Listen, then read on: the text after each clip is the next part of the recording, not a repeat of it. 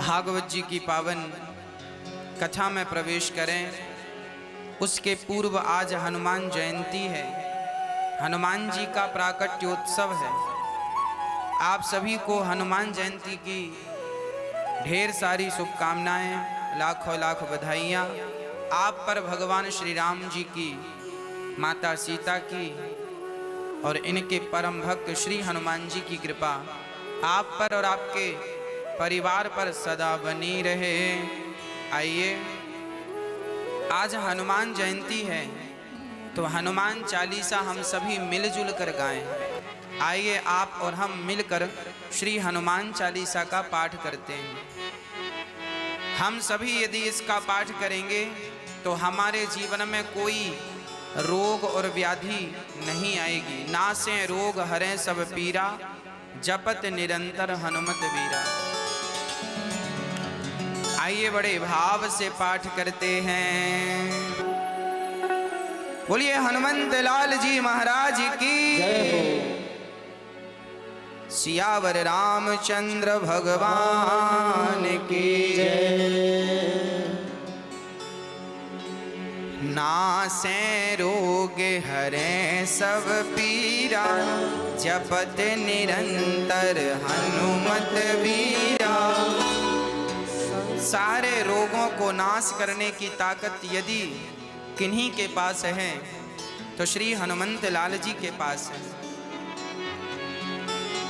जब भगवान श्री राम जी पर संकट आया, लक्ष्मण जी को शक्ति लगी, तब भगवान श्री राम का दुख दूर हनुमान जी ने ही किया था। हनुमान जी ऐसे हैं कि भगवान मर्यादा पुरुषोत्तम भगवान श्री राम पर यदि संकट आए तो उनके संकट से उन्हें बचाने का कार्य श्री हनुमान जी करते हैं। ऐसे हनुमान जी मुझे विश्वास है कि हम जैसे सामान्य तुच्छ से प्राणियों को ये जो हमारे भारत में और विश्व में जो कोरोना जैसी महामारी और रोग जो चल रहा है, इस रोग से कोई बचाएगा तो केवल भगवत कृपा बचाएगी। आप हनुमान चालीसा का रोज पाठ कीजिए। मुझे विश्वास है कि जिस घर में देसी घी का दीपक जलाकर हनुमान जी का राम दरबार रख करके और जो बड़ी श्रद्धा से हनुमान चालीसा का पाठ करते हैं, उनके घर की दरिद्रता, उनके घर का रोग, उनके घर का भय सदा सदा के लिए मिट जाता है। इसलिए नासे रोग हरें सब पीरा, जपत निरंतर हनुमत वीरा। संकट ते हनुमान छुड़ावे, मन क्रम वचन ध्यान जो लावे। सारे संकटों से हनुमान जी छुड़ाते हैं। सब सुख लहें तुम्हारी शरणा, तुम रक्षक काहू को डरना। जब हनुमान जी रक्षा करने वाले हैं तो हमारा ये रोग क्या बिगाड़ेंगे। इसलिए हम अपनी सुरक्षा करते हुए भगवान पर पूर्ण विश्वास करें। भगवान हम सबके रक्षक हैं। हनुमान चालीसा रोज पढ़ो, बच्चों को रोज पढ़ाओ, 5 मिनट भी नहीं लगता। बड़े श्रद्धा बड़े प्रेम से आप हनुमान चालीसा का नित्य पाठ करें, बच्चों को पाठ कराएं। बोलिए भक्त वत्सल भगवान की जय।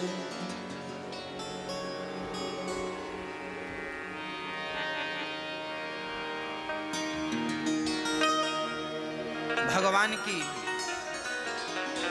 दिव्य अति दिव्य कथा का हम सभी रसपान कर रहे हैं। आप सभी साधना टीवी के माध्यम से जुड़े हुए जो भक्त कथा का रसपान कर रहे हैं, सभी भक्तों को जय श्रीमन नारायण, जय श्री कृष्णा, जय श्री सीताराम, जय श्री राधे।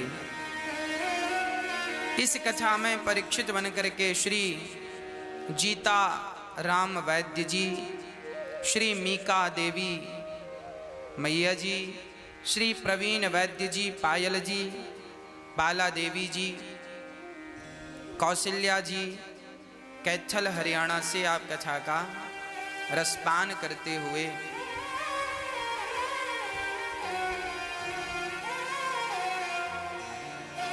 अपने जीवन को कृतार्थ कर रहे हैं।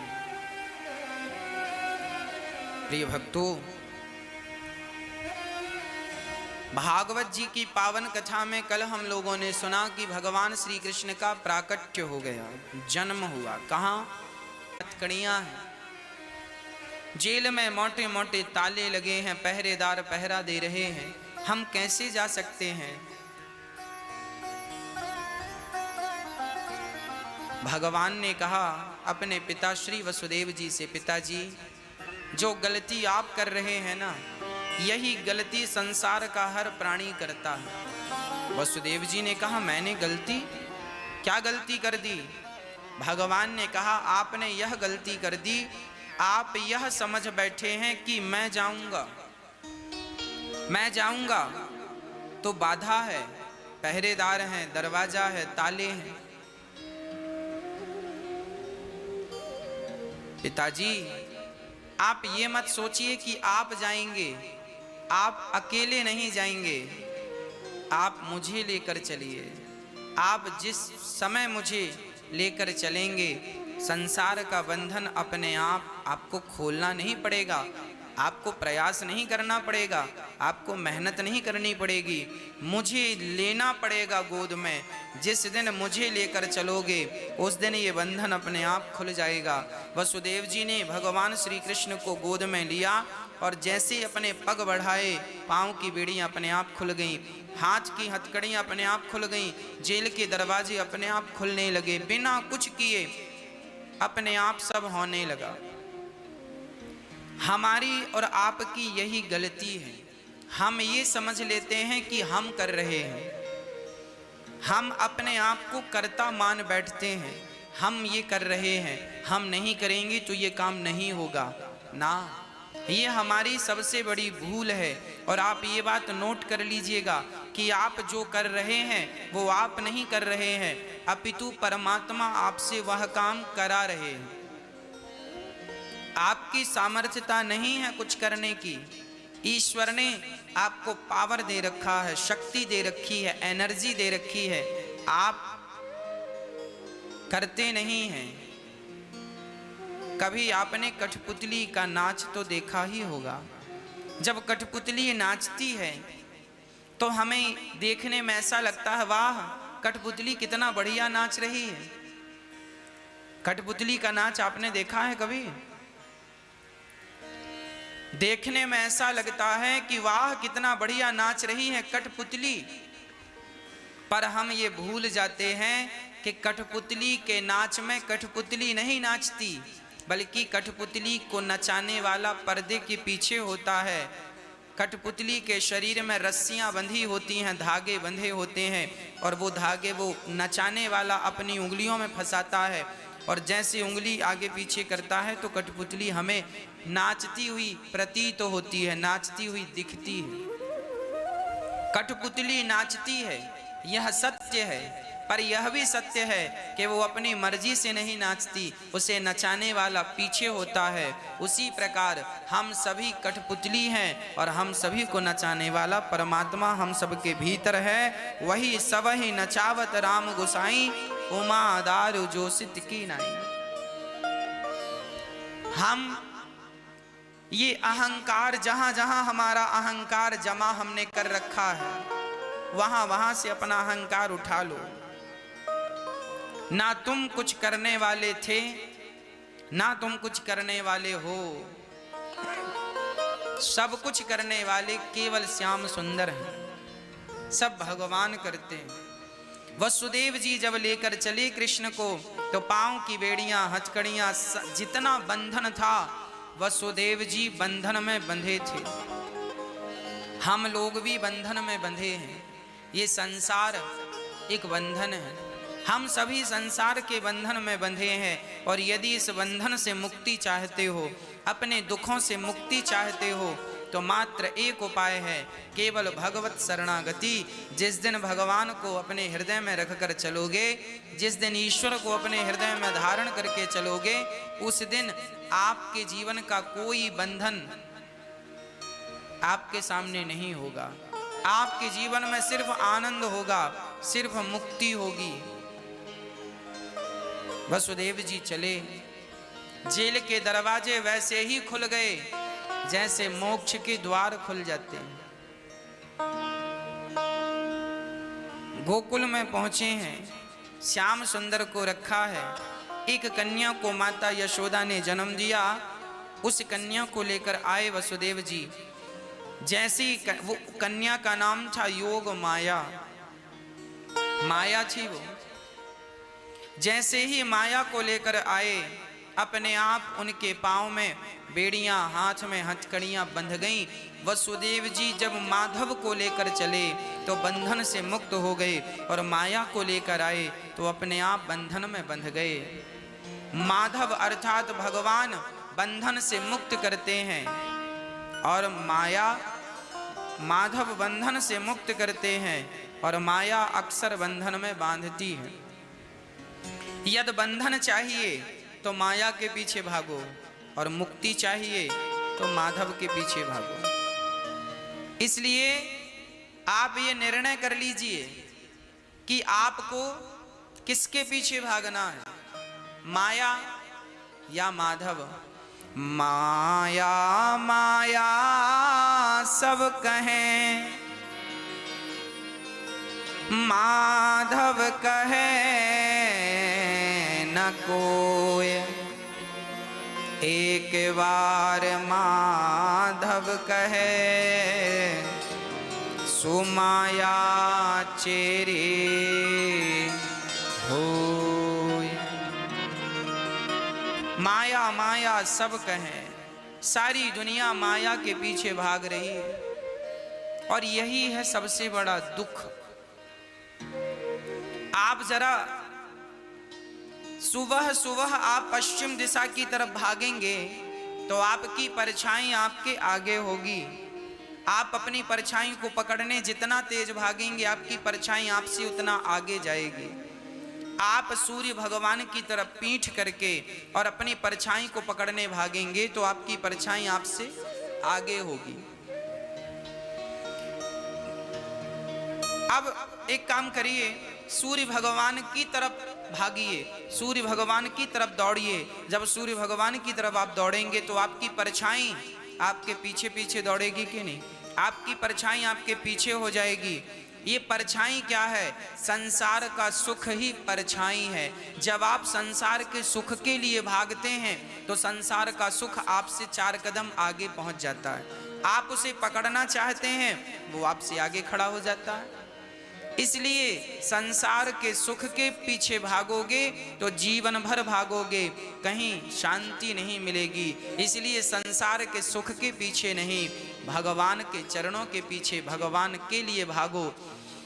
जो भगवान के पीछे भागता है, संसार का सुख उसके पीछे पीछे भागता है, और वो सुख की तरफ पलटकर देखता नहीं है। जिसे भक्ति का सुख मिल गया हो, जिसे भगवान नाम का सुख मिल गया हो, वो संसार का सुख भला क्या करेगा ग्रहण करके? संसार का सुख तुच्छ है, भगवान की भक्ति का सुख सबसे श्रेष्ठ सुख है। इसलिए भगवान श्री कृष्ण को लेकर गए तो माया से मुक्त हो गए, बंधन से वसुदेव जी, और जब माया को लेकर आए तो बंधन में बंध गए। सारे व्रज में उत्सव चालू हो गया। मैया बधाई हो, ओ मैया यशोदा बधाई हो। सारे व्रजवासी बधाई बधाई देने लगे। मैया बोली लाला, व्रजवासी बोले मैया बुढ़ापे में रबड़ी सी रात में लड़ुआ सो लाला जायो है, बधाई हो बधाई हो। भगवान श्री कृष्ण का दर्शन करने के लिए दूर दूर से लोग आए, भगवान शंकर भी दर्शन करने आए। सारे देवता देवियां रूप बना बना कर श्याम सुंदर का दर्शन करने आए।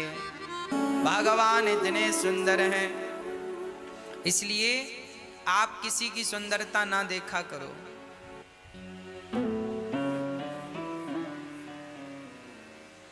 सुंदरता देखना ही है तो सिर्फ श्याम सुंदर के। उनका नाम ही सुंदर है,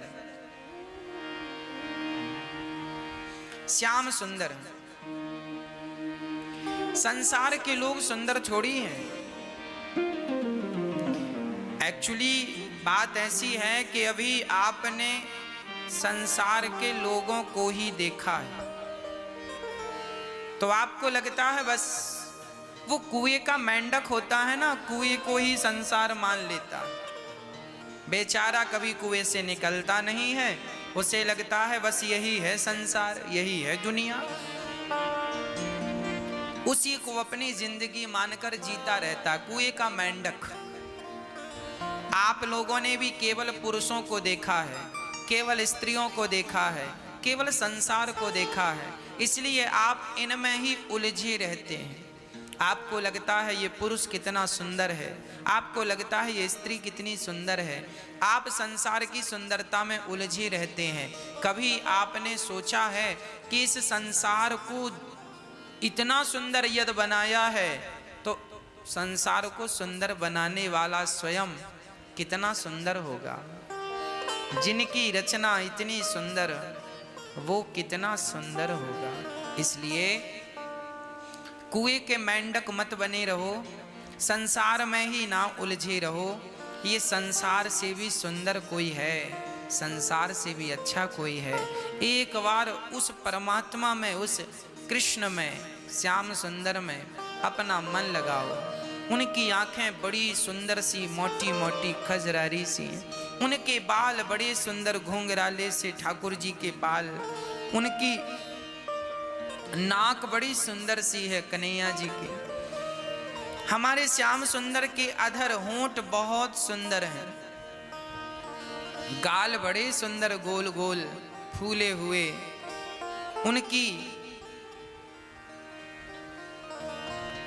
उनका गला, उनका हृदय, उनके कंधे, उनके हाथ, उनके हाथों की उंगलियां और उस हाथ में सुंदर सी बांसुरी, माथे पर मोर का पंख मुकुट पर लगा हुआ, ऐसा शोभा पा रहा है कि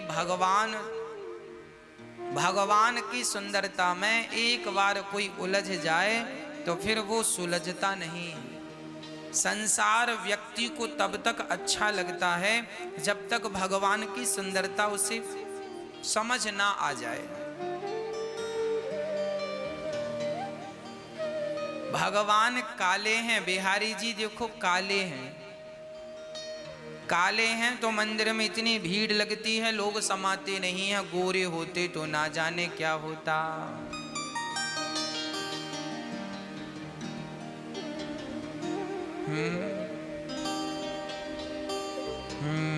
जो गोरे होते तो क्या करते मनमोहन, जो गोरे होते तो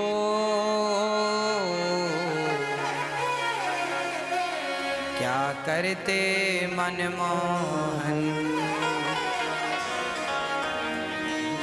जो गोरे होते तो क्या करते मनमोहन,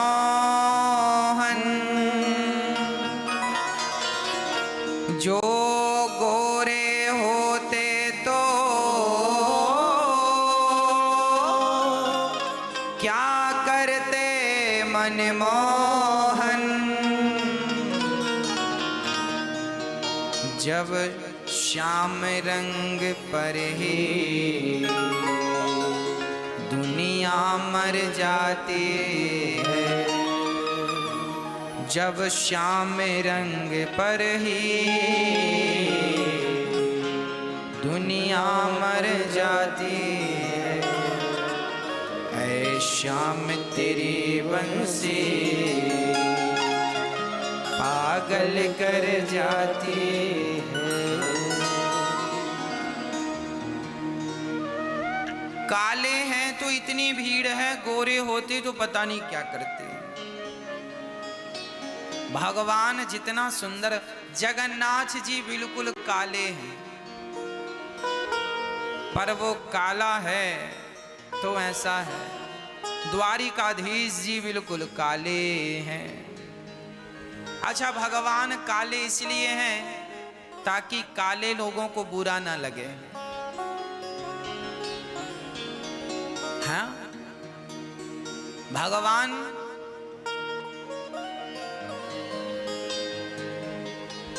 भगवान से किसी ने कहा, प्रभु आप इतने काले क्यों हैं? अरे थोड़ा गोरे होते तो अच्छा रहता। राधा जी इतनी गोरी हैं, सुंदर हैं, आप भी थोड़ा गोरे होते तो क्या घट जाता? इतने काले क्यों हैं आप? भगवान कहते हैं, सुनो, सफेद में दूसरा रंग चढ़ सकता है, अन्य रंगों में भी दूसरा रंग चढ़ सकता है। एक काला रंग ऐसा है जिस पे कभी दूसरा रंग नहीं चढ़ता। मेरे ऊपर तो भक्तों का रंग चढ़ गया है, अब किसी और का रंग मैं चढ़ाना नहीं चाहता, इसीलिए राम जी काले हैं। हम शुक्लो रक्तस्तथा पीतः इदानीं कृष्णतां गतः। भगवान हर युग में अपना रंग बदलते हैं, हर युग में। शुक्लो शुक्ल वर्ण, रक्त वर्ण, पीत वर्ण और श्याम वर्ण, चारों युगों में भगवान के 4 रंग होते हैं। हर युग में भगवान, इस कली काल में भगवान काले पड़ गए। अच्छा, काले क्यों पड़े? क्योंकि द्वापर युग में भगवान धूप में बहुत खेलते थे, मक्खन चुरा रहे हैं, गिल्ली डंडा खेल रहे हैं, ग्वाल वालों के संग गैया चरा रहे हैं, और मैया ऊखल से बांधती है और लाठी लेकर खड़ी होती, अब उधम करेगो लाला तो मारूंगी। तो आप बताओ, आप ही यदि धूप में खड़े हो और आपको कोई डराए लाठी लेकर, तो आपका रंग कैसा हो जाएगा? गोरा आदमी भी धूप में काला हो जाता है। हाँ जी, भगवान श्री कृष्ण अपने भक्तों के भय से भयभीत तो होकर काले हो गए। ये रंग डर का रंग है। भगवान डरते हैं। किन से डरते हैं? माता यशोदा जैसे भक्त हों तो भगवान को डर भी लगता है। जिनकी भ्रकुटी मात्र से सृष्टि उत्पन्न, पालन और संहार होती है, आज वह भगवान माँ यशोदा के भय से भागता। मैया मत मारियो, मैया मत मारियो, ऐसो भगवान कहाँ पाओगे। इसलिए यदि आप चाहो तो भगवान की इतनी भक्ति करके, इतनी गोपियां भगवान को गालियां देती हैं, तुम निष्ठुर हो, निर्दयी हो। क्यों गालियां देती हैं? क्योंकि जो भगवान के निकट होता है ना, आपका जो प्रेमी होता है, वो प्रेमी आपको डांटने का भी अधिकार रखता है। जैसे माँ बेटे को डांटती है, और डांटती बस नहीं है, जरूरत पड़े तो गाल पे 2-4 थप्पड़ भी जमाती है। माँ को अधिकार है बच्चे को मारने का, क्योंकि माँ प्यार करती है। जो भक्त भगवान से प्यार करता है वो डांट भी सकता है भगवान को। माँ यशोदा कहती है, पकड़ में आ जा, नहीं तो मार लगाऊंगी। ये माँ की ममता नहीं तो क्या है। गोपियां कहती हैं, हमें नाच के दिखाओ तब छोड़ेंगी, नहीं तो हम पकड़ के रखेंगी। गोपियां कान पकड़ के घुमाती हैं। अब बताओ, भगवान का कान कौन घुमाए भैया? पर भगवान के कान गोपियां मंगल कहता कन्हैया तुम बैल बनो, हम तुम्हारे ऊपर बैठेंगे। कबड्डी खेलते हैं और भगवान कबड्डी में हार जाते हैं, तो मंगल बोला हम तुम्हारी। अब बताओ भला, भगवान को घोड़ा बना के ऊपर कौन बैठता है? पर भक्त बैठता है। क्यों बैठता है भक्त? क्योंकि भगवान भक्तों के अधीन होते हैं। भगवान किसके अधीन है? भगवान सदा अपने भक्तों के अधीन हैं।